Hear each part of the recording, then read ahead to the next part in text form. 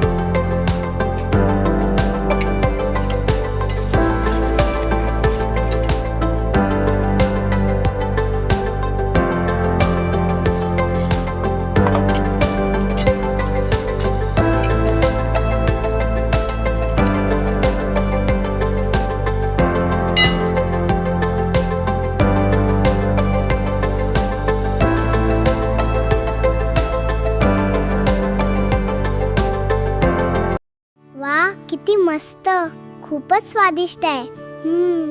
Like, share आणि subscribe करा. नमस्कार.